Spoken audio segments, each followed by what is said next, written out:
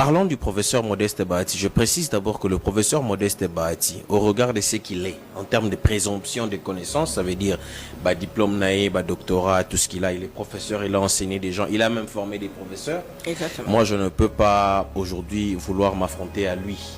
Ça veut dire à l'Ekingai. Oui. Mais ça ne m'empêche pas de réfléchir sur ce qu'il émet comme opinion.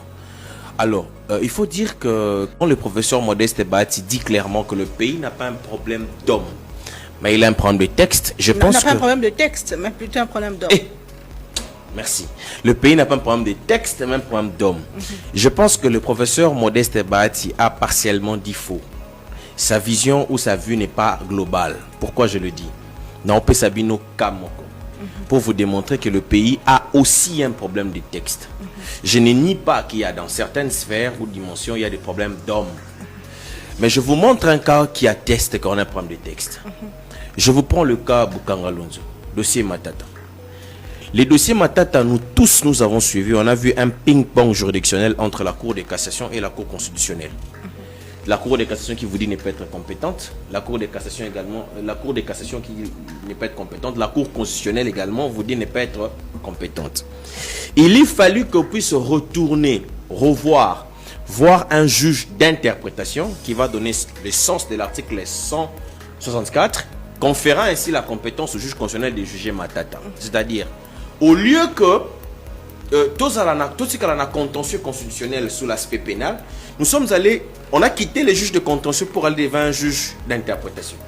Et ça nous a donné une interprétation pour juger Matata.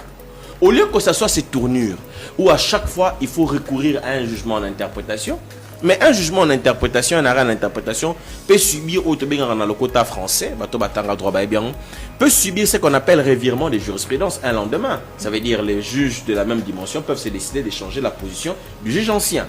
Donc, au lieu que tout ce Kalarabongo, il faut procéder aux réformes. Parce qu'en ce moment-là, il ne s'est pas posé un problème d'hommes. Il s'est posé un problème de textes. On dit qu'on dit constitution et c'est pas réforme constitutionnelle. Mais oui, mais c'est comme ça que j'ai dit.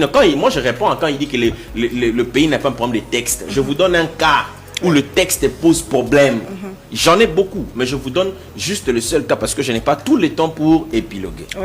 Mais aussi, au-delà du fait qu'il y a aussi des problèmes de texte, il y a aussi les problèmes d'hommes, comme il avait dit. Mais apparemment, j'ai la nette impression que le problème d'hommes est mal orienté. Je commence à avoir l'impression que le problème d'homme dont on parle ici, c'est plus le problème en fonction de la personne qu'on ne veut pas voir. Je vais vous donner un cas ici, peut-être parti écotique à la prophétie, dans les jours qui viennent, maman Borokani Sangai. J'ai beaucoup de